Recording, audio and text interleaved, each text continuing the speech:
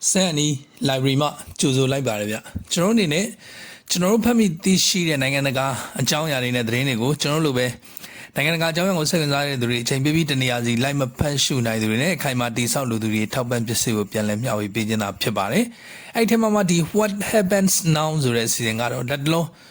နိုင်ငံတကာမှာဖြစ်ပျက်နေတဲ့အကြောင်းအရာတွေကစိတ်ဝင်စားစရာကောင်းတဲ့အကြောင်းအရာတွေကိုစူးစီးမျှဝေတာဖြစ်ပါတယ်ဒီနေ့မျှဝေမယ့်အကြောင်းအရာတွေကအမေရိကန်ရဲ့ Greenland အရေး Venezuela အရေးနဲ့တရုတ်အိန္ဒိယရုရှားတို့နဲ့ဆက်ဆံရေးအခြေအနေတွေအကြောင်းကိုစူးစီးမျှဝေသွားမှာဖြစ်ပါတယ်မျှဝေမယ့်ခေါင်းစဉ်ငယ်တွေအနေနဲ့ကတော့ American Greenland ကျွန်း NATO နဲ့ဒိန်းမတ်တို့ရဲ့သဘောထားတွေတုံ့ပြန်မှုတွေနဲ့သတိပေးစကားတွေစူးစီးမှုပါအဲ့နောက်မှာတော့ Venezuela ရဲ့ရုရှားရဲ့သဘောထားဒါနဲ့ပတ်သက်တဲ့စိတ်ဝင်စားစရာသတင်းတရက်နဲ့အတူ American ရုရှားကြားကအခြေအနေတွေပြီးရင်တော့American နဲ့ Venezuela ပေါ်တိုက် American ရဲ့ Venezuela ပေါ်တိုက်ခိုက်မှုကိုတရုတ်နိုင်ငံရဲ့တရားဝင်ထုတ်ဖော်သဘောထားတွေနဲ့ Venezuela ပေါ်တရုတ်ကတုံ့ပြန်မှုအခြေအနေတွေအဲ့နောက်မှာ Venezuela ကျူးကျော်ခံရမှုပေါ်ပြုလုပ်တဲ့ကုလသမဂ္ဂလုံခြုံရေးကောင်စီအစည်းအဝေးနဲ့နိုင်ငံရဲ့ရှုတ်ချမှုအခြေအနေတွေပြီးရင်တော့ Venezuela ရေနံကိုထိန်းချုပ်မဲ့ American နဲ့ရုရှားရေနံထိန်းချုပ်မဲ့ American နဲ့ရုရှားရေနံဝယ်သူတွေကိုအခွန်တိုးမဲ့ American ရဲ့အခြေအနေပြီးရင်တော့ Donald Trump ကစေရေးသုံးစိတ်ထပ်တိုးတောင်းခံရတဲ့အခြေအနေနဲ့နောက်ဆုံးမှာကတော့ American ကကုလသမဂ္ဂနဲ့ဆက်ဆက်နေတဲ့ဘယ်အဖွဲ့တွေကနေနှုတ်ထွက်တာလဲဆိုတဲ့အကြောင်းအရာတွေကိုစူးစီးမျှဝေပေးသွားမှာဖြစ်ပါတယ်ပထမဆုံးကတော့ American Greenland ကျွန်း NATO နဲ့ဒိန်းမတ်တို့ရဲ့သဘောထားတွေတုံ့ပြန်မှုတွေနဲ့သတိပေးစကားတွေ Greenland ကျွန်းရဲ့အရေးပါပုံတွေကိုစူးစီးမျှဝေမှာဖြစ်ပါတယ်လက်ရှိမှာ Greenland ကျွန်းမှာအဓိကစစ်တပ်ခြေစိုက်စခန်းတစ်ခုရှိတဲ့ American ကအဲ့ဒီကျွန်းကိုအထူးစိတ်ဝင်စားနေပြီးတော့သမ္မတ Trump ကပြီးခဲ့တဲ့နှစ်စတင်တာဝန်ထမ်းဆောင်တဲ့အချိန်ကစလို့ Greenland ကျွန်းကိုရယူမယ်လို့အကြိမ်များစွာထုတ်ဖော်ပြောကြားခဲ့တယ်လို့လက်နက်အင်အားအသုံးပြုမဲ့ဖြစ်နိုင်ခြေကိုလည်းဖယ်ရှားထားလို့မရဘူးဆိုပြီးပြောကြားလာခဲ့ပါတယ်။ January 4 ရက်နေ့က American The Atlantic လစဉ်မဂ္ဂဇင်းရဲ့ဖုန်းနဲ့ဆက်သွယ်မေးမြန်းမှုကိုဖြေကြားတဲ့နေရာမှာ Venezuela ဟာ American ပါဝင်ဆွတ်ဖက်ဆောင်ရွက်တဲ့နောက်ဆုံးနိုင်ငံမဟုတ်နိုင်ကြောင်းဆိုခဲ့တယ်လို့Greenland ကျွန်းကိုမဖြစ်မနေလိုအပ်တယ်လို့လည်းထပ်မံပြောကြားလာခဲ့တာကိုတွေ့ရပါတယ်။ American ဒုတိယသမ္မတ JD Vance က Greenland ကျွန်းကိုစဉ်းစားလို့မရနိုင်လောက်တဲ့သဘာဝအရင်းမြစ်တွေလို့ချီးမွမ်းပြောကြားမှုလည်းပြုလုပ်လာခဲ့ပါတယ်။ Greenland ကျွန်းမှာမြေရှားသတ္တု graphite ချင်းနီ nickel စတဲ့စွမ်းအင်အသွင်ပြောင်းမှု chip ထုတ်လုပ်မှုမှာမရှိမဖြစ်အရင်းမြစ်တွေကျွယ်ဝမှုတွေနဲ့ပြည့်စုံနေတဲ့ကျွန်းလို့ဆိုပါတယ်။ဥရောပသမဂ္ဂကယူဆသတ်မှတ်ထားတဲ့အဓိကသတ္တုထုတ်ကုန်34မျိုးမှာ31မျိုးကို Greenland ကျွန်းမှာရှာဖွေတွေ့ရှိနိုင်တယ်လို့လည်းသိရပါတယ်။ American ဘူမိဗေဒလေ့လာရေး USGS ကလည်း Greenland ကျွန်းအနီးပင်လယ်ပြင်မှာရေနံနဲ့သဘာဝဓာတ်ငွေ့အရင်းမြစ်တွေပေါ်ကျွယ်ဝတယ်လို့ယူဆသတ်မှတ်ထားပါတယ်။ American နိုင်ငံခြားရေးဝန်ကြီး Marco Rubio က Greenland ကို American ကရယူရေးကိစ္စကိုဆွေးနွေးဖို့လာမယ့်သတင်းပတ်မှာဒိန်းမတ်ရရှိတွေနဲ့တွေ့ဆုံမယ်လို့ပြောကြားခဲ့ပြီးဒိန်းမတ်နိုင်ငံကတော့အဲ့ဒီအကြံစီကိုပြင်းပြင်းထန်ထန်ကန့်ကွက်နေပါတယ်။အင်မီရောပြန်ကြားရေးအတွင်းရေးမှူး Caroline Leavitt ကသမ္မတ Trump ရဲ့ရည်ရွယ်ချက်ကအာတိတ်ဒေသအတွင်းရုရှားနဲ့တရုတ်တို့ရဲ့ရန်လိုမှုကိုဟန်တားဖို့ဖြစ်တယ်လို့သတင်းစာရှင်းလင်းပွဲတစ်ခုမှာပြောကြားခဲ့တယ်လို့ Greenland ကျွန်းရရှိရေးအတွက် American စစ်တပ်အသုံးပြုခြင်းအပါအဝင်ရွေးချယ်မှုများစွာကိုသမ္မတ Trump နဲ့သူ့ရဲ့အဖွဲ့ကဆွေးနွေးခဲ့ကြပြီးတော့ဖြစ်နိုင်ရရှိတဲ့ဝယ်ယူမှုနဲ့ပတ်သက်ပြီးဘယ်လိုဖြစ်လာနိုင်မလဲဆိုတာကိုပါဆွေးနွေးခဲ့တယ်လို့ဆိုပါတယ်။ Trump က Greenland ကိုဒိန်းမတ်ထံကနေဝယ်ဖို့ပိုလိုလားတယ်ဆိုပြီးနိုင်ငံခြားရေးဝန်ကြီး Marco Rubio ကလွှတ်တော်အမတ်တွေကိုပြောကြားခဲ့တယ်လို့ Wall Street Journal မှာဖော်ပြခဲ့ပါတယ်။ဒါပေမဲ့အခုပြောကြားချက်တွေဟာချက်ချင်းကျူးကျော်မဲ့အခြေအနေမျိုးမဟုတ်ဘူးလို့လည်းဖြည့်ဆွတ်ဖော်ပြထားပါတယ်။ဗြိတိရှဝန်ကြီးချုပ် Keir Starmer ကတော့ Greenland ကျွန်းရဲ့အနာဂတ်ကို Greenland ကျွန်းနဲ့ဒိန်းမတ်ကသာဆုံးဖြတ်နိုင်တယ်လို့မီဒီယာတွေကိုပြောကြားခဲ့တယ်လို့ဒိန်းမတ်ဝန်ကြီးချုပ်က American အနေနဲ့ဒိန်းမတ်နဲ့ Greenland ပြည်သူတွေအပေါ်ချင်းချောက်မှုတွေကိုရပ်တန့်မှုတောင်းဆိုခဲ့ပါတယ်။ဂျာမနီနိုင်ငံသားရေးဝန်ကြီးကလည်း Greenland ကျွန်းကိုဒိန်းမတ်ကပိုင်ဆိုင်နေဆိုတာအငင်းပွားပွဲမရှိဘူး။ဥရောပတိုက်ကအဲ့ဒီအရေးကိစ္စမှာစီးလုံးညီညွတ်တဲ့ယက်တီချက်ကိုလက်ကင်ထားတယ်လို့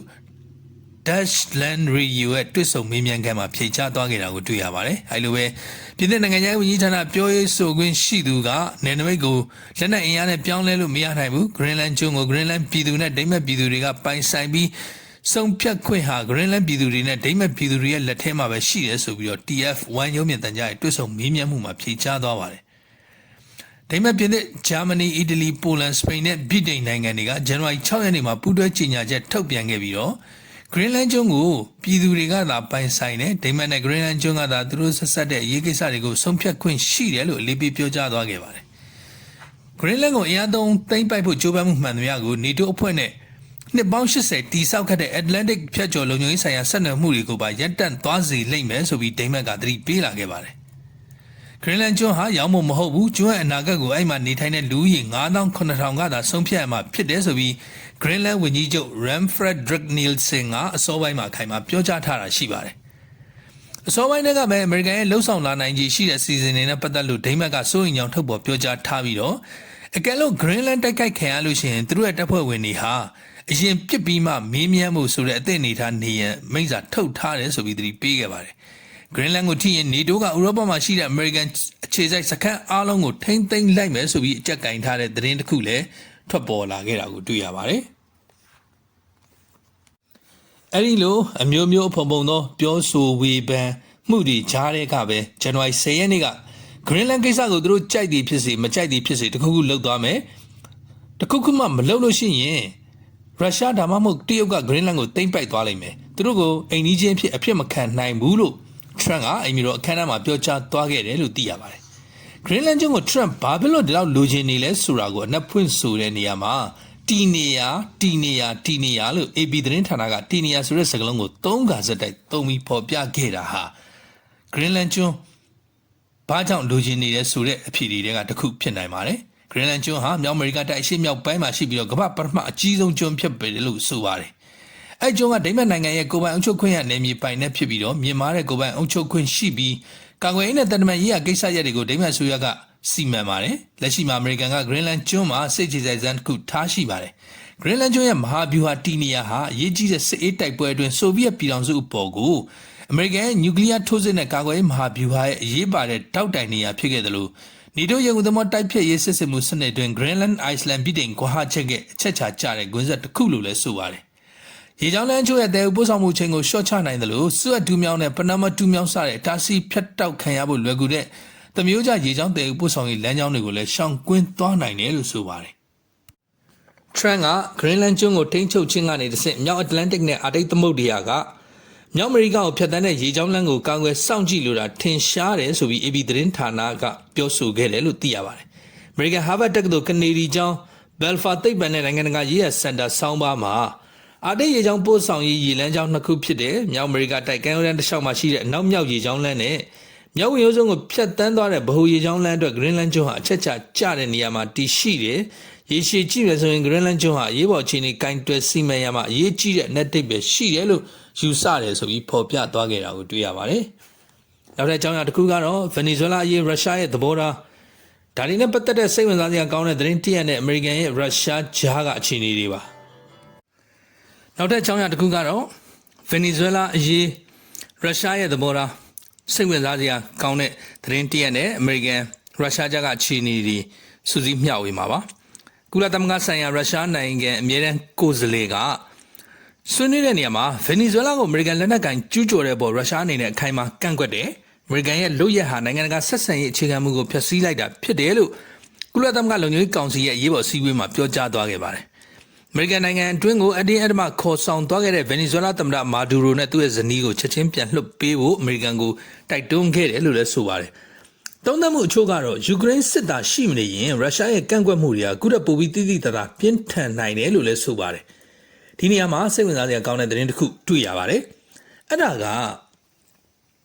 ယူကရိန်းအရေးမှာရုရှားစစ်ကြိုက်စီမံခွင့်ရဖို့အတွက် Venezuela သမ္မတနီကိုလတ်မာဒူရိုပေါ်ထောက်ခံမှုကိုရုပ်သိမ်းပေးမှာဖြစ်တယ်ဆိုပြီးရုရှားအရာရှိတွေက2019မှာကမ်းလှမ်းခဲ့တယ်ဆိုပြီးတော့အဲ့တုန်းကသမ္မတဒေါ်နယ်ထရန့်ရဲ့အကြံပေးဖြစ်ခဲ့တဲ့ Fiona Hill ကပြောကြားတယ်ဆိုတဲ့သတင်းပါသမ္မတဒေါ်နယ်ထရန့်ရဲ့အကြံပေးတူဖြစ်ခဲ့တဲ့ Fiona Hill ကVenezuela နဲ့ယူကရိန်းကိုအလဲလှယ်လုပ်ဖို့ရုရှားဘက်ကထပ်လဲကမ်းလှမ်းခဲ့တယ်ဆိုပြီး2019လွှတ်တော်ကြားနာပွဲမှာထွက်ဆိုခဲ့ပါတယ်။ American ကမာဒူရိုကိုဖမ်းဆီးဖို့လိုအပ်စစ်စင်ရေးဆောင်ရွက်ပြီးတဲ့နောက်ပိုင်းအဲ့ဒီပြောကြားချက်တွေဟာအခုသတင်းဘက်မှာလူမှုကွန်ရက်မှာပြန်လည်ပြီးရေပန်းစားလာတာဖြစ်တယ်လို့လည်းဆိုပါတယ်။ရုရှားဆိုရဘက်ကနေတရားဝင်ကမ်းလှမ်းမှုတစုံတရာမရှိခဲ့ပေမဲ့ American ကဥရောပမှာရုရှားကိုစစ်ကြိုက်လုပ်ခွင့်ပေးမယ်ဆိုရင် Venezuela မှာ American ရဲ့လှုပ်ဆောင်ချက်ကိုရုရှားကလိုက်ရောဖို့ဆန္ဒရှိတယ်ဆိုပြီးတော့အဲ့တုန်းက American နိုင်ငံဆိုင်ရာရုရှားတန်မတ် Anatoly Antonov ကသူ့ကိုချင်းချင်းအရေးအမွက်ပြောကြားခဲ့ဘူးတယ်လို့ Hale ကဒီသတင်းပတ်အတွင်း AP သတင်းဌာနကိုပြောကြားခဲ့တာဖြစ်ပါတယ်။ရုရှားဘက်ကပေးယူလုပ်ဖို့အရေးအမွက်ကမ်းလှမ်းမှုတွေရှိခဲ့ပေမဲ့အဲ့ဒီအချိန်က American ကစိတ်ဝင်စားမှုမရှိခဲ့ဘူးလို့ Hale ကဆိုသွားပါတယ်။ အဲဒီအချိန်ကအင်မီရောဟာမဟာမိတ်တွေနဲ့ပူးပေါင်းပြီးတော့ဗင်နီဇွဲလားတိုက်ခိုက်ခေါင်းဆောင်ဖရန်ဂွာဒိုကိုဂျာဗီယက်ဆူယာသမ္မတဖြစ်အတိမတ်ပြုတ်ထားခြင်းဖြစ်ပါတယ်အဲ့ဒီပြင်အမေရိကန်နဲ့ရုရှားဟာဒီအပိုင်းအတွင်းမှာထိတ်တိုက်တွေ့မှုချို့ရှိခဲ့ပါသေးတယ်ဗင်နီဇွဲလားနဲ့ဆက်နွယ်နေတဲ့ရုရှားအလန်တင်ဂျီနက်တင်သင်္ဘောတစ်စင်းကိုအမေရိကန်ကအတ္တလန်တစ်သမုဒ္ဒရာတစ်လျှောက်နှစ်ပတ်ကျော်ကြာနိုင်အောင်ခံလိုက်ပြီး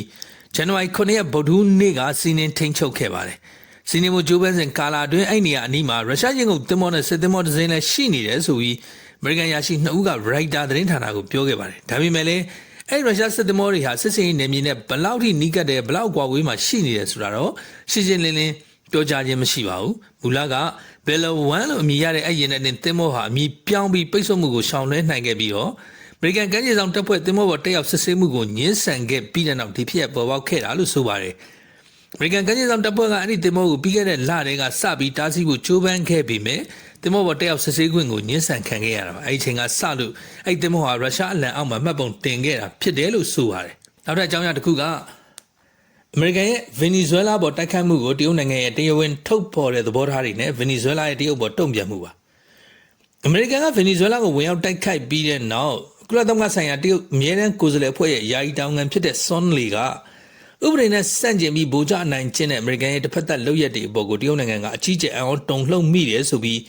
ဇန်နဝါရီ9ရက်ကုလသမဂ္ဂလုံခြုံရေးကောင်စီအရေးပေါ်အစည်းအဝေးမှာပြင်းပြင်းထန်ထန်ရှုတ်ချခဲ့တယ်လို့သိရပါတယ်ဇန်နဝါရီ3ရက်ကအမေရိကန်ဟာဗင်နီဇွဲလားကိုအကြီးစားစစ်ရေးတိုက်ခိုက်မှုတွေပြောင်းကျကျလှုပ်ဆောင်ခဲ့ပြီးတဲ့နောက်ဗင်နီဇွဲလားသမ္မတနီကိုလက်စ်မာဒူရိုနဲ့ဇနီးဖြစ်သူကိုတရားအဓမ္မဖမ်းဆီးပြီ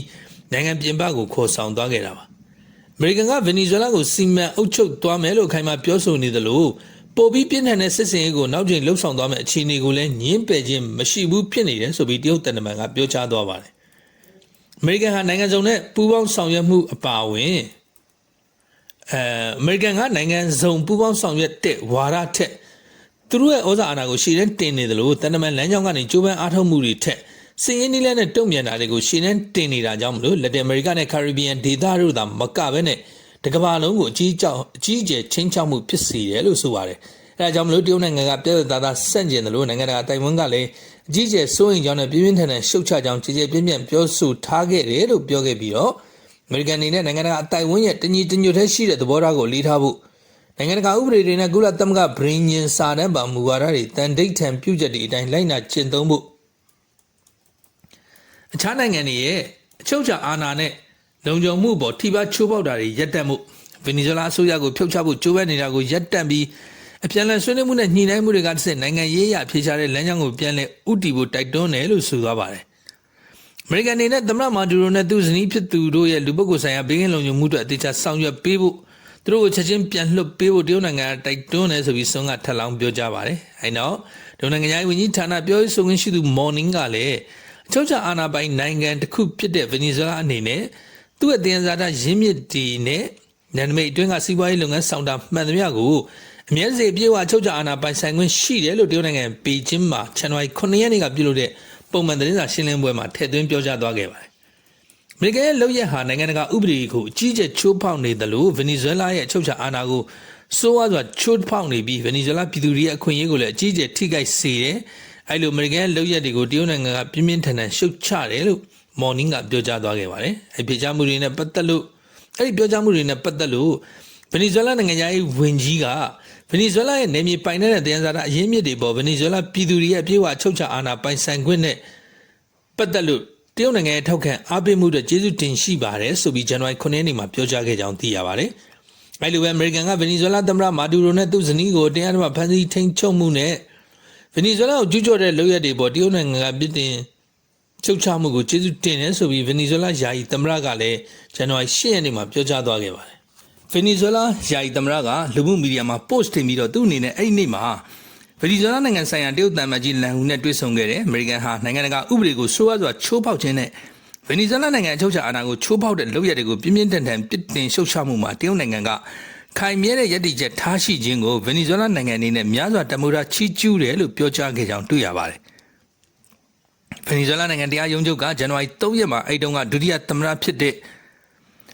ဒေစီရိုဒရီဂစ်ကိုယာယီသမ္မတဖြစ်တာဝန်ထမ်းဆောင်မှုခန့်အပ်ခဲ့ပါတယ်။သူဟာဇန်နဝါရီ9ရက်နေ့မှာဗင်နီဇွဲလားနိုင်ငံမြို့သားလွှတ်တော်မှာယာယီသမ္မတဖြစ်ကျန်းသစ္စာကျိန်ဆိုပြီးစတင်တာဝန်ထမ်းဆောင်ခဲ့တယ်လို့တ သိရပါတယ်ဒါနဲ့ပတ်သက်လို့အချို့သောသတင်းအချို့မှာကတော့ဒီသမရရဲ့အမေရိကန်နဲ့ပူးပေါင်းဆောင်ရွက်မှုတွေအပေါ်မှာဝေဖန်ရေးသားမှုအချို့လည်းရှိနေပါတယ်ဒါနဲ့ပတ်သက်တဲ့သတင်းအကျယ်တွေ့ရရင်တော့ကျွန်တော်တို့ပြန်လည်မျှဝေမှာဖြစ်ပါတယ်အောက်ထပ်အကြောင်းအရာတစ်ခုကတော့ဗင်နီဇွဲလားကျူးကျော်ခံရမှုအပေါ်ပြုလုပ်တဲ့ကုလသမဂ္ဂလုံခြုံရေးကောင်စီအစည်းအဝေးနဲ့နိုင်ငံတွေရဲ့ရှုတ်ချမှုတွေပါဗင်နီဇွဲလားပေါ်အမေရိကန်ရဲ့စစ်ရေးတိုက်ခိုက်မှုနဲ့ဆက်လျင်းပြီးတော့ကုလသမဂ္ဂလုံခြုံရေးကောင်စီကဇန်နဝါရီ9ရက်အရေးပေါ်အစည်းအဝေးကျင်းပခဲ့ပြီးတော့အစည်းအဝေးတက်ရောက်တဲ့နိုင်ငံအများစုကတော့ကုလသမဂ္ဂပြည်ညင်စာတမ်းအပါအဝင်နိုင်ငံတကာဥပဒေကိုလေးစားလိုက်နာသင့်တယ်လို့အလေးထားပြောကြားခဲ့ပြီးရုရှားကိုလံဘီယာဘရာဇီးချီလီကျူးဘားစတဲ့နိုင်ငံတွေဗမာပြည်လှုပ်ရှားမှုနဲ့ကုလသမဂ္ဂပြည်ညင်စာတမ်းကာကွယ်မိတ်ဆွေအဖွဲ့ဝင်တွေကအမေရိကန်နိုင်ငံကိုပြစ်တင်ရှုတ်ချခဲ့ကြတယ်လို့ဆိုပါတယ်ကုလသမဂ္ဂထွေထွေအတွင်းမှုချုပ်ဂူတာရက်စ်ကဗင်နီဇွဲလားပေါ်အမေရိကန်ရဲ့ဇန်နဝါရီ3ရက်စစ်ရေးလှုပ်ရှားမှုဟာနိုင်ငံတကာဥပဒေစည်းမျဉ်းတွေကိုလေးစားမှုမရှိဘူးအဲ့ဒီပေါ်သူ့အနေနဲ့အလွန်စိုးရိမ်ပူပန်နေဆိုပြီးလုံခြုံရေးကောင်စီထံကိုအခြေအနေနဲ့ဆက်လင်းရှင်းလင်းတင်ပြမှုမှာပြောကြားခဲ့ပါတယ်နိုင်ငံတကာငြိမ်းချမ်းရေးနဲ့လုံခြုံရေးကိုထိန်းသိမ်းတာဟာဗြိညင်စာတမ်းပါပြန်တဲ့ချက်အားလုံးကိုဒီဇိုင်းမဲ့ကျင့်သုံးဖို့ကုလသမဂ္ဂအဖွဲ့ဝင်နိုင်ငံအားလုံးရဲ့အစဉ်တစိုက်ကတိကဝတ်ပြုမှုပေါ်မူတည်နေတယ်လို့ပြောကြားခဲ့ပြီးဗင်နီဇွဲလားမှာမတည်ငြိမ်မှုတွေပိုပြီးအရှိန်မြင့်တက်လာနိုင်တဲ့အလားအလာနဲ့ဒေသတွင်းရိုက်ခတ်မှုတွေရှိလာနိုင်တာကိုရောအမေရိကန်ကဗင်နီဇွဲလားကိုစစ်ရေးအရတိုက်ခိုက်ခဲ့ခြင်းဟာနိုင်ငံချင်းဆက်ဆံရေးမှာတာရကပြစရာဖြစ်စဉ်တစ်ခုဖြစ်လာနိုင်တာကိုရောအကြီးကျယ်စိုးရိမ်မိတယ်သူတို့အနေနဲ့ခက်ခဲရှုပ်ထွေးမှုတွေနဲ့ရင်ဆိုင်နေရချိန်မှာကုလသမဂ္ဂဗြိညင်ကိုသာမကငြိမ်းချမ်းမှုလုံခြုံမှုတို့ကိုထိန်းသိမ်းကာကွယ်ပေးတဲ့သက်ဆိုင်ရာဥပဒေမူပေါင်းအားလုံးကိုလေးစားဖို့လိုတယ်ချုပ်ချအာဏာနိုင်ငံရေးအမိကိုကင်းမှုနဲ့ကမ္ဘာနိုင်ငံတွေရဲ့နယ်မြေပိုင်တဲ့ပြည့်စုံမှုဆိုင်ရာမူဝါဒတွေကိုလေးစားလိုက်နာဖို့အင်အားသုံးပြုမှုနဲ့ချင်းချောင်းမှုတွေကိုပိတ်ပင်တားမြစ်ဖို့စတဲ့မူဝါဒတွေကိုဆွဆွမြဲမြဲလက်ကင်ပြီးဖို့အရေးကြီးတယ်လို့ဂူတာရက်ကဆိုသွားကြောင်းသိရပါတယ်ဥပဒေအာဏာစက်လွှမ်းခြုံမှုရှိရမှာဖြစ်ပြီးတော့နိုင်ငံတကာဥပဒေမှာတရားမဝင်မှုစေဝါကုန်ကူးမှုတရားဇာတလူခွင့်ဆိုင်ရာစိုးရိမ်မှုနဲ့သက်ဆိုင်တဲ့အငြင်းပွားမှုကိစ္စရပ်တွေကိုကင်တွယ်ဖြေရှင်းနိုင်တဲ့ရန်ရာတွေထည့်သွင်းပြဋ္ဌာန်းထားတာဖြစ်ပြီးတော့အဲ့ဒါကိုရှောက်လှမ်းမဲ့လမ်းကြောင်းဖြစ်တယ်လို့သူကဆက်ပြီးပြောသွားပါတယ်ကုလသမဂ္ဂဆိုင်ရာကိုလံဘီယာနိုင်ငံအမြဲတမ်းကိုယ်စားလှယ်ကတော့လုံခြုံရေးကောင်စီအဖွဲ့ဝင်တွေအနက်လုံခြုံရေးကောင်စီအဖွဲ့ဝင်တွေနဲ့ပထမဆုံးပါဝင်ဆွေးနွေးခဲ့ပြီးအမေရိကန်ကိုပြစ်တင်ရှုတ်ချကြောင်းဒီလင်းပြောသွားပါတယ်ဗင်နီဇွဲလားကိုအမေရိကန်စစ်ရေးတိုက်ခိုက်မှုကဗင်နီဇွဲလားရဲ့ချုပ်ချအာဏာနိုင်ငံရေးလွတ်လပ်မှုနဲ့နယ်မြေပိုင်တဲ့ပြည်စုံမှုကိုကျူးကျော်ထိပါခြင်းဖြစ်တယ်။တစ်ဖက်သက်လက်နက်အင်အားသုံးပြီးခြားနိုင်ငံကိုကျူးကျော်ခြင်းဟာဘယ်အခြေအနေမှမဆိုတရားဝင်မှုမရှိဘူးလို့ဆိုသွားပါတယ်။ကုလသမဂ္ဂဆိုင်ရာတောင်အာဖရိကနိုင်ငံအမြဲတမ်းကိုယ်စားလှယ်ကတော့ဗင်နီဇွဲလားပေါ်အမေရိကန်ရဲ့တစ်ဖက်သက်စစ်ရေးလှုပ်ရှားမှုနဲ့ဗင်နီဇွဲလားသမ္မတမာဒူရိုကိုအတင်းအဓမ္မထိန်းချုပ်ခြင်းပေါ်ကိုပြစ်တင်ရှုတ်ချခဲ့ပြီးတော့ဒီလေဘက်ကဗင်နီဇွဲလားရဲ့ချုပ်ချအာဏာကိုပြောင်ပြောင်တင်းတင်းချိုးဖောက်ပြီးနိုင်ငံတကာဥပဒေကိုချိုးဖောက်တာဖြစ်တယ်လို့အာဏာဒီအမှန်တရားဆိုတဲ့မှားယွင်းတဲ့ logic ကိုထပ်ပြီးမြင့်တင်ပေးလို့ဖြစ်ပြီးတော့နိုင်ငံတကာဆက်ဆံရေးကိုစီးစနစ်မဲ့တဲ့အန်ဒီအတွင်းသက်ဆင်းမှုနဲ့ရင်ဆိုင်ရနိုင်စေတယ်လို့ဆိုသွားပါတယ်ကုလသမဂ္ဂဆိုင်ရာဘရာဇီးအမြဲတမ်းကိုယ်စားလှယ်ကအမေရိကန်ရဲ့လူရဟာဒေသတွင်းအတိုင်းအတာကိုကျော်လွန်ပြီးတော့နိုင်ငံတကာအတိုင်းအဝန်တစ်ခုလုံးအတွက်အလွန်မဲ့အနေများတဲ့ရှေ့ပြေးနမူနာဖြစ်စေတယ်လို့သတိပေးပြောကြားခဲ့ပြီးချမ်းနိုင်ငံရဲ့ချုပ်ချအာဏာနယ်မြေပိုင်တဲ့ပြည်စုံမှုနဲ့နိုင်ငံအဖွဲ့အစည်းထံအပေါ်လက်နက်နဲ့ဆွတ်ဖက်ခြင်းကိုမုတ်ချမသူပြင်းပြင်းထန်ထန်ပြစ်တင်ရှုတ်ချရမှာလို့ပြောသွားခဲ့ပါတယ်။ဖိတ်ကြားချက်အရလုံခြုံရေးကောင်စီမှာရှင်းလင်းတင်ပြတဲ့ American စီးပွားရေးပညာရှင် Jeffrey David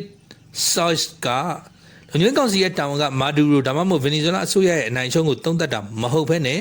နိုင်ငံတကာဥပဒေကိုကာကွယ်တာဖြစ်တယ်။တကယ်လို့နိုင်ငံတကာဥပဒေကိုကာကွယ်ခြင်းမရှိရင်လူသားမျိုးနွယ်ဟာပြသုံးရဲ့အနေနဲ့ရင်ဆိုင်ရမှာဖြစ်တယ်လို့ဆိုသွားပါတယ်။အဲ့ဒီအရေးပေါ်အစည်းအဝေးဟာကိုလံဘီယာရဲ့တောင်းဆိုချက်နဲ့ကျင်းပခဲ့တာဖြစ်ပြီးတော့တရုတ်နိုင်ငံနဲ့ရုရှားတို့ရဲ့ထောက်ခံအားပေးမှုကိုရခဲ့တယ်လို့သိရပါတယ်။ဗင်နီဇွဲလားကလည်းဇန်နဝါရီ3ရက်မှာလုံခြုံရေးကောင်စီဥက္ကဋ္ဌထံကိုစာလွှာပေးပို့ပြီးအရေးပေါ်အစည်းအဝေးခေါ်ကျင်းပဖို့တောင်းဆိုခဲ့တယ်လို့သိရပါတယ်။စင်ကာပူနိုင်ငံရဲ့နိုင်ငံတော်တိုင်ပင်ခံပုဂ္ဂိုလ်လီရှန်လွန်ကတော့ဗင်နီဇွဲလားပေါ်အမေရိကန်ရဲ့စစ်ရေးဝေရောက်ဆွတ်ဖက်မှုကနိုင်ငံတကာစနစ်ပေါ်ရေရှည်ရိုက်ခတ်မှုရှိမှဖြစ်ပြီးစင်ကာပူစတဲ့နိုင်ငံငယ်တွေကိုစိုးရိမ်ပူပန်မှုဖြစ်စေတယ်လို့ဇန်နဝါရီ10ရက်နေ့ကဖိုရမ်တစ်ခုမှာပြောကြားသွားခဲ့တယ်လို့သိရပါတယ်။ American စစ်ရေးဝင်ရောက်ဆွတ်ဖက်မှုကနိုင်ငံတကာစနစ်ပေါ်ရေရှည်ဆိုးကျိုးဖြစ်ပေါ်စေခြင်းအတွက်မဖြစ်မနေစိုးရိမ်ပူပန်ရမယ့်အရာလို့ထင်ပါတယ်။နိုင်ငံငယ်တွေရဲ့ရှုထောင့်ကနေကြည့်ရင်ကမ္ဘာကဒီလိုပုံစံမျိုးနဲ့လဲပတ်မယ်ဆိုရင်ပြဿနာရှိလာပါပြီလို့လီရှန်လုံးကဆိုသွားပါတယ်ဗင်နီဇွဲလားမှာအမေရိကန်စစ်ရေးဝင်ရောက်ဆွတ်ဖက်မှုအပေါ်ကိုစင်ကာပူအနေနဲ့အထူးစိုးရိမ်ပူပန်တဲ့အခြားနိုင်ငံကိုစစ်ရေးဝင်ရောက်ဆွတ်ဖက်ခြင်းကိုစင်ကာပူအနေနဲ့ကန့်ကွက်တယ်။ဘာဖြစ်လို့လဲဆိုတော့ဒါဟာနိုင်ငံတကာဥပဒေကိုချိုးဖောက်တာကုလသမဂ္ဂပြည်ညင်စာတမ်းကိုချိုးဖောက်တာဖြစ်တယ်ဆိုပြီးလီရှန်လုံးကပြောကြားသွားခဲ့တယ်လို့သိရပါတယ်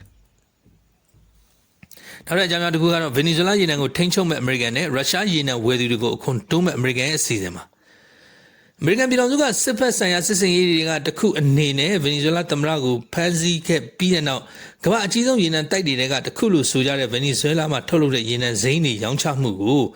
အချိန်ကန့်သတ်မရှိထိန်းချုပ်သွားမယ်လို့ဒေါ်နယ်ထရန့်ရဲ့အမေရိကန်အစိုးရဘက်ကပြောဆိုခဲ့ကြောင်းသတင်းထွက်ပေါ်လာပါတယ်။ထရန့်ဆိုရကဗင်နီဇွဲလားရဲ့နိုင်ငံအုပ်ချုပ်မှုနဲ့ရေနံစိမ်းရောင်းချမှုဆိုင်ရာစီမံခန့်ခွဲမှုတွေမှာပါဝင်လှုပ်ဆောင်မယ်လို့အတိအလင်းပြောကြားလာခဲ့တာပါ။ ဖလော်ရီဒါမှာဗုဒ္ဓဟူးနေ့ကကျင်းပခဲ့တဲ့ပွဲတစ်ခုမှာအမေရိကန်စွမ်းအင်ဝန်ကြီး Chris Wright ကအမေရိကန်ပြည်ထောင်စုအနေနဲ့အရန်အဖြစ်တူလောင်ထားတဲ့ရေနံကိုအရင်ရောင်းချမယ်လို့ပြောခဲ့ပါတယ်။သူကအမေရိကန်ပြည်ထောင်စုကဗင်နီဇွဲလားကထုတ်လုပ်တာတွေကိုဈေးကွက်ထဲမှာအချိန်အကန့်အသတ်မရှိရောင်းချမယ်လို့ဖြစ်ဆွတ်ဆိုသွားခဲ့ပါတယ်။ဒဏ်ခတ်ပိတ်ဆို့ခံရတဲ့ဗင်နီဇွဲလားရေနံစိမ်းတွေကိုအမေရိကန်ကဈေးကွက်တင်ဖို့လှုံ့ဆော်နေပြီလို့အိမ်ပြည်တော်ပြောရေးဆိုခွင့်ရှိသူ Caroline Leavitt ကဗုဒ္ဓဟူးနေ့မှာသတင်းတောက်တွေကိုဆိုသွားခဲ့ပါတယ်။နောက်ကြောင့်မှုကနေရတဲ့ငွေတွေကိုအမေရိကန်ပြည်ထောင်စုကထိန်းချုပ်ထားတဲ့ဗန်စင်းတွေမှာအရင်ဆုံးထည့်သွင်းသွားမယ်လို့လည်းပြောသွားပါတယ်။ Republican ထက်လွှတ်တော်မှ Lindsey Graham ရဲ့ပြောကြားချက်အရတော့အိန္ဒိယ၊တရုတ်နဲ့ဘရာဇီးအပါအဝင်ရုရှားရေနံဝယ်ယူတဲ့ကုန်သွယ်ဘက်နိုင်ငံတွေကိုအပြစ်ပေးအရေးယူနိုင်မဲ့ရုရှားပေါ်ပိတ်ဆို့အရေးယူရေးဥပဒေချမ်းကိုအမေရိကန်သမ္မတဒေါ်နယ်ထရန့်ကသဘောတူခွင့်ပြုလိုက်ပြီးဖြစ်တယ်။အဲဒီမှာရုရှားသမ္မတရဲ့စစ်ရဲနေရာကိုငွေကြေးထောက်ပံ့ပေးနေတဲ့ရုရှားရေနံဒါမှမဟုတ်ယူရေနီယံကိုတိကျနဲ့ဝယ်ယူတဲ့နိုင်ငံတွေအပေါ်ကို900%ထိသွင်းကုန်ကောက်ဖို့အမေရိကန်သမ္မတကအမိန့်ပေးနိုင်မှာဖြစ်ပါတယ်။ဒီအစီအစဉ်ကရုရှားရဲ့စီးပွားရေးကိုအကြီးကျယ်ထိခိုက်စေဖို့ရည်ရွယ်တာဖြစ်တယ်။အိမ်ပြည်တော်ရရှိကလည်းအဲဒီသတင်းနဲ့ပတ်သက်လို့ Associated Press သတင်းဌာနကိုအတည်ပြုခဲ့ပါတယ်။အထက်လွှတ်တော်မှ Graham နဲ့ Democratic အထက်လွှတ်တော်မှ Richard Blumenthal တို့အဓိကရေးဆွဲတဲ့အဲ့ဒီဥပဒေချမ်းမှာရုရှားရဲ့ရေနံသဘာဝဓာတ်ငွေ့ယူရေနီယံနဲ့အခြားထုတ်ကုန်တွေကိုဝယ်ယူတဲ့နိုင်ငံတွေပေါ်ကိုအခွန်နဲ့စင်ပွားပိတ်ဆို့မှု900%ထိချမှတ်သွားမှာဖြစ်တယ်။အဲ့လိုလှုပ်ဆောင်တာကြောင့်မလို့ရုရှားရဲ့စစ်ရေးလှုပ်ရှားမှုအတွက်အဓိကဗန်ဒါငွေအရင်းမြစ်ကိုဖြတ်တောက်ဖို့ရည်ရွယ်တာဖြစ်တယ်လို့ဆိုပါတယ်။အဲ့လိုပဲအမြဲတမ်းစကားကိုနှစ်ဖက်ခွပြောလို့ရှိတယ်ဒေါ်နယ်ထရန့်ကတော့ဒီကိစ္စမှာလဲအမေရိကန်ပြည်ထောင်စုကရုရှားပေါ်ပိတ်ဆို့မှုတွေကိုပုံမတင်းကျပ်ဖို့ဥပဒေပြဋ္ဌာန်းဖို့မလိုအပ်ပေမဲ့ဒီလိုဆောင်ရွက်မှုမျိုးကိုထောက်ခံဖို့အသင့်ရှိနေတယ်လို့ Fox News သတင်းဌာနနဲ့တွေ့ဆုံမေးမြန်းခန်းတစ်ခုမှာပြောသွားခဲ့တယ်လို့သိရပါတယ်။အမေရိကန်ထက်လွှတ်တော်မှာရေးဆွဲထားတဲ့ရုရှားစန့်ကျင်ရေးပိတ်ဆို့မှုဥပဒေချမ်းအသစ်အပေါ်ကိုဒီဥပဒေချမ်းကိုထောက်ခံတယ်။ဒါပေမဲ့ဒါကိုမသုံးရဘူးလို့မျှော်လင့်ပါတယ်လို့မှတ်ချက်ပေးပြောခဲ့တာပါ။ Trump ညွှန်တဲ့အဲ့ဒီဥပဒေချမ်းကို2025 April အစောပိုင်းကအမေရိကန်ထက်လွှတ်တော်မှာရှိတဲ့နှစ်ပါတီလုံးကအမတ်တွေပါဝင်တဲ့အဖွဲ့ကတင်သွင်းခဲ့တာဖြစ်ပြီးတော့ရုရှားရဲ့ကုန်သွယ်ဘက်တွေအပေါ်ဒုတိယအဆင့်ပိတ်ဆို့မှုတွေပါဝင်ပါတယ်။ရုရှားရေနံသဘာဝဓာတ်ငွေ့ယူရေနီယံနဲ့အခြားကုန်ပစ္စည်းတွေကိုဝယ်ယူတဲ့နိုင်ငံတွေကအမေရိကန်ကိုသွင်းကုန်တွေအပေါ်သွင်းကုန်ကောက်ခံမှုစီးကျငွေ900%ထိမြင့်တင်ဖို့အချက်ပါဝင်နေတာပါ။ Trump ရဲ့အခုလိုဆုံးဖြတ်ချက်ကိုအိန္ဒိယတန်မန်ဟောင်းဖြစ်တဲ့ Surendra Kumar ကတော့တိတ်အောင်စရာမဟုတ်ဘူးမလိုက်နိုင်ဒီလိုလုပ်မယ်လို့သူကလှည့်ပတ်ပြောနေတယ်။အရင်တုန်းက900%ပဲပြောခဲ့တာဒါပေမဲ့အခုတော့ဗင်နီဇွဲလားမှာသူလှုပ်ချင်တာတွေလှုပ်လို့ရပြီးအောင်မြင်အပြီးမှာစိတ်ဓာတ်တွေပိုတက်ကြွလာနေပုံရတယ်။ဒီလိုရဟာအမေရိကန်စန့်ကျင်မှုမရှိတော့ Trump နောက်ထပ်လှုပ်ဆောင်မှုလဲတားဆီးဖို့အခြေအနေကခက်ခဲတယ်လို့ဆိုသွားပါတယ်။ Graham ကအဲ့ဒီဥပဒေချမ်းကိုလာမယ့်ဘက်မှာမဲခွဲဆုံးဖြတ်နိုင်ခြေရှိတယ်လို့ပြောပေမဲ့ဖြစ်နိုင်ခြေဘယ်လောက်ရှိတယ်ဆိုတာကတော့မသေးကြသေးဘူးလို့ဆိုပါတယ်။နောက်တစ်ပုဒ်ကတော့ဒေါ်နယ်ထရန့်ကစစ်ရေးအသုံးစရိတ်ကိုထပ်တိုးတောင်းခံလာတဲ့အခြေအနေပါ။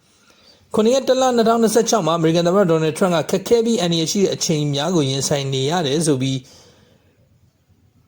2029ခုနှစ်စစ်ရေးအသုံးစရိတ်ကိုအမေရိကန်ဒေါ်လာ1.5 ထရီလီယံသတ်မှတ်ဖို့အဆိုပြုခဲ့ပါတယ်။အမေရိကန်ရဲ့2026အတွက်စစ်ရေးအသုံးစရိတ်ကဒေါ်လာ901ဘီလီယံဖြစ်ပါတယ်။အမေရိကန်ဟာကမ္ဘာပေါ်မှာစစ်ရေးအသုံးစရိတ်အများဆုံးနိုင်ငံဖြစ်နေပြီးအခုလိုမျိုး1.5ထရီလီယံအထိတိုးမြင့်လိုက်ရင်တော့ပြိုင်ဘက်တွေဖြစ်တဲ့တရုတ်ရုရှားတို့ထက်များစွာတာလွန်သွားမှာဖြစ်ပြီးနိုင်ငံတွေကြားလက်နက်ပြိုင်ဆိုင်မှုကိုလည်းအဲ့ဒါကပြန်လည်ဖြစ်ပွားလာနိုင်စေပါတယ်။ဒါဟာရတဲ့ရလိုက်တဲ့အိမ်မက်စစ်တပ်ကမ္ဘာကဘယ်စစ်တပ်မှမရှင်နိုင်တဲ့စစ်တပ်မျိုးကိုတရားခွင့်ရစေမှာဖြစ်တယ်လို့ဘလို့ရန်သူမျိုးပဲဖြစ်ဖြစ်ဘေးကင်းဘသူရန်သူမျိုးပဲဖြစ်ဖြစ်ကျွန်တော်တို့တွေအားလုံးကဘေးကင်းလုံခြုံနေမှာဖြစ်တယ်လို့ Trump က Truth Social Media မှာရေးခဲ့ပါတယ်။ပြီးခဲ့တဲ့နှစ်က Trump လက်မှတ်ရေးထိုးခဲ့တဲ့အခွန်လျှော့ပေါ့မှုနဲ့အသုံးစရိတ်လျှော့ချရေးဥပဒေချမ်းကြောင့် Pentagon စစ်ဌာနချုပ်ကဒေါ်လာ185ဘီလီယံကထပ်မံရရှိခဲ့ပြီးဖြစ်ပါတယ်။အခုထပ်မံတိုးမြင့်မဲ့အသုံးစရိတ်ကဒီမိုကရက်တွေရဲ့ကန့်ကွက်မှုကိုကြုံတွေ့ရနိုင်တယ်လို့အသုံးစရိတ်ကြီးမားမှုကိုမလိုလားတဲ့ Republican အမတ်အချို့ရဲ့ကန့်ကွက်မှုကိုလည်းရင်ဆိုင်ရနိုင်ခြေရှိနေတယ်လို့ဆိုပါတယ်။ဒါပေမဲ့ Trump ကတော့သူတောင်းယူတဲ့အချိန်ကစလို့တကမ္ဘာလုံးမှာရှိတဲ့မိတ်ဆွေနဲ့ရန်သူတွေပေါ်စီးကျက်ထားတဲ့သွင်းကုန်ခွန်တွေကြောင့်ရလာတဲ့ဝင်ငွေဒီနဲ့ဒီစစ်စစ်ကိုကာမိနိုင်တယ်လို့ဆိုပါတယ်။အမေရိကန်ဆိုရကပြီးခဲ့တဲ့နှစ်သွင်းကုန်ခွန်ကနေဒေါ်လာ288.5ဘီလီယံကောက်ခံခဲ့ရမှာ 24ခုနှစ်ကရရှိခဲ့တဲ့ 68.3 ဘီလီယံတဲ့များစွာပိုလာခဲ့တယ်လို့ဆိုပါတယ်ဗုဒ္ဓနေ့မှာထရန့်ကအမေရိကန်အကြီးဆုံးစစ်လက်နက်ထုတ်လုပ်ရေးကုမ္ပဏီခုဖြစ်တဲ့ Raytheon ကိုချိန်ချောက်ပြောဆိုမှုပြုလုပ်ခဲ့ပါသေးတယ်ကုမ္ပဏီအနေနဲ့မြောက်ငွေတွေကိုအစုရှယ်ယာပြန်လည်ဝယ်ယူတာမျိုးတင်လုံနေတာမျိုးကိုရက်တက်မှုနဲ့လက်နက်ထုတ်လုပ်မှုအဆင့်မြင့်တင်ရေးဒီနေရာမှာလက်နက်ထုတ်လုပ်မှုအဆင့်မြင့်တင်ရေးဆိုမှာစက်အုံနဲ့စက်အုံပစ္စည်းကိုပြောဆိုတာဖြစ်ပါတယ်အဲ့ဒီဘက်ပိုင်းတွေမှာပုံမရင်းနှီးမြှုပ်နှံဖို့အဲ့လိုမလုပ်ရင်အစိုးရနဲ့လုပ်ကိုင်နေတဲ့လုပ်ငန်းလုပ်ကိုင်ခွင့်တွေကိုပိတ်ပင်မယ်လို့ဆိုလာခဲ့ပါတယ်Raytheon အနေနဲ့စက်အုံနဲ့စက်ပစ္စည်းတွေဟာယင်းနှိမ့်မြုပ်နှံမှုစက်အုံနဲ့စက်ပစ္စည်းတွေပေါ်မှာယင်းနှိမ့်မြုပ်နှံမှုထပ်မလုပ်ဘူးဆိုရင်စက်ပတ်ဆိုင်ရာဌာန Department of War အနေနဲ့နောက်ထပ်စီးပွားရေးလုပ်ပိုင်ခွင့်တွေပေးရတော့မှာမဟုတ်ဘူးလို့ဆိုသွားပါတယ်ပြီးတော့ Trump ကစာချုပ်ပါတိုင်းလက်နက်တွေအချိန်မီမပေးသွင်းမဲ့အစုရှယ်ယာရှင်တွေကိုအမျက်ဝေစုပေးတာအမှုဆောင်တွေကိုလစာများများပေးနေတာစတဲ့ကာကွယ်ကုမ္ပဏီတွေကိုပြန်လည်ဆန်းစစ်ဖို့အမိန့်ထုတ်ခဲ့ပါတယ် Raytheon ကုမ္ပဏီဟာ Tomahawk ဒုံးကြီး Javelin ဒုံးကြီး Stinger ဒုံးကြီးအပြင် F-35 တိုက်လေယာဉ်အင်ဂျင်တွေကိုထုတ်လုပ်ပေးနေတဲ့ကုမ္ပဏီဖြစ်ပါတယ်။ Raytheon ဘက်ကတော့ဒါနဲ့ပတ်သက်လို့တုံ့ပြန်မှုမရှိသေးဘူးလို့ဆိုပါတယ်။ဒီနေ့မျှဝေမှုရဲ့နောက်ဆုံးအကြောင်းအရာဖြစ်ပါတယ်။အမေရိကန်ကကုလသမဂ္ဂနဲ့ဆက်ဆက်နေတဲ့ဘယ်အဖွဲ့တွေကနေနှုတ်ထွက်တာလဲဆိုတဲ့အကြောင်းပါ။အမေရိကန်သမ္မတ Trump ကကုလသမဂ္ဂနဲ့ဆက်ဆက်နေတဲ့ရာသီဥတုအလုပ်သမားရွှေ့ပြောင်းနေထိုင်မှုနဲ့လူမှုရေးရာမူဝါဒတွေကိုလေးထားတဲ့ agency တွေနဲ့အဖွဲ့သားတွေအများစုပါဝင်ပါရီရာသီဥရုသဘောတူညီချက်ကမ္ဘာ့ကျန်းမာရေးအဖွဲ့နဲ့ agency ဖြစ်တဲ့ UNRWA စတဲ့သဘာဝပေါင်းခြင်းထိန်းသိမ်းရေးအကြမ်းဖက်မှုတိုက်ဖျက်ရေးနဲ့လူ့အခွင့်အရေးဆိုင်ရာကုလသမဂ္ဂ agency တွေပါဝင်တဲ့နိုင်ငံတကာအဖွဲ့အစည်း66ခုကအမေရိကန်အနေနဲ့နှုတ်ထွက်ဖို့ဇန်နဝါရီ9ရက်မှာအမိန့်ပေးခဲ့တယ်ဆိုပြီးသိရပါတယ်။အဲ့ဒီအဖွဲ့အစည်း66ခုမှာကုလသမဂ္ဂနဲ့ဆက်ဆက်နေတဲ့အဖွဲ့အစည်း32ခုနဲ့ကုလသမဂ္ဂမဟုတ်တဲ့အဖွဲ့အစည်း35ခုပါဝင်ပြီးဝန်ကြီးဌာနတွေအနေနဲ့အဲ့ဒီအဖွဲ့အစည်းတွေမှာပါဝင်တဲ့ရန်ပုံငွေထောက်ပံ့တာကိုအများဆုံးရပ်တန့်မှုညွှန်ကြားတဲ့အမိန့်ကိုဇန်နဝါရီ9ရက်မှာလက်မှတ်ရေးထိုးခဲ့တယ်လို့အိမ်ဖြူတော်ကထုတ်ပြန်လာပါတယ်။အမေရိကန်နိုင်ငံသားဝန်ကြီးဌာနကအဲ့ဒီ agency တွေဟာအမေရိကန်ဂျိုးစီးပွားနဲ့စန့်ကျင်လှုပ်ဆောင်နေတယ်လို့ဆိုသွားပါတယ်။အမေရိကန်အနေနဲ့2025မှာအမေရိကန်အပြည်ပြည်ဆိုင်ရာဖွံ့ဖြိုးတိုးတက်ရေး agency ကနေထောက်ပံ့နေတဲ့နိုင်ငံခြားအကူအညီတွေကိုလျှော့ချခဲ့တယ်လို့သိရပါတယ်။ဟုတ်ကဲ့ကျွန်တော်တို့ဒီနေ့မျှဝေခြင်းကတော့ဒီမျှပဲဖြစ်ပါတယ်ဗျကျွန်တော်တို့အနေနဲ့ကျွန်တော်တို့ဖတ်မိသိရှိတဲ့အကြောင်းအရာတွေကိုတဝနားဆင်အောင်တက်နိုင်ဆုံးစူးစီးမျှဝေပေးနေခြင်းဖြစ်ပါတယ်ကျွန်တော်မျှဝေမှုကိုနားဆင်ပေးတဲ့အတွက်အားလုံးကိုကျေးဇူးတင်ရှိပါတယ်ဗျ